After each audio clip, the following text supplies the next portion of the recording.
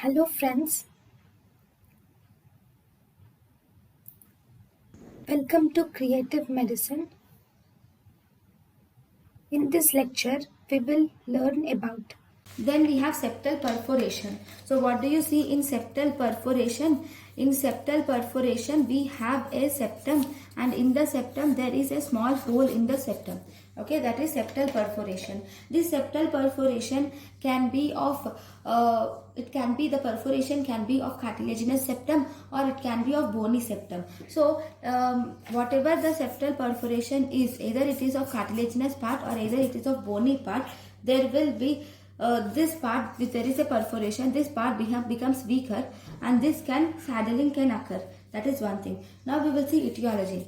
In etiology, trauma can cause the septal perforation, and infections like syphilis, then leprosy, tuberculosis can cause septal perforation. Especially if you see syphilis, first you will see bony part will perforate first. That is, bony perforation occurs first, followed by cartilaginous perforation in syphilis. Then we have leprosy, also causes septal perforation. Then granulomatous diseases like Wegener's disease and any surgery can cause septal perforation.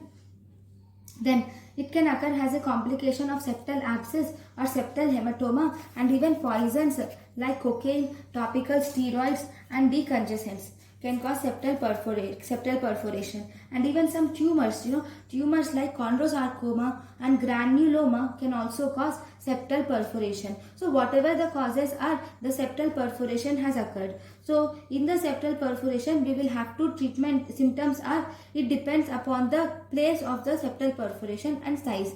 If the septal perforation is small and if it is anterior, you will see whistling of the sound will be seen during inspiration and expiration. You will hear the whistling of the sound occurs during inspiration and expiration.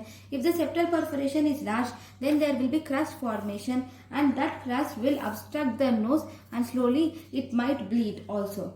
Okay, next, how are you going to treat it? Treatment mainly depends upon the size of this perforation, either whether it is less than 2 or more than 2 centimeters.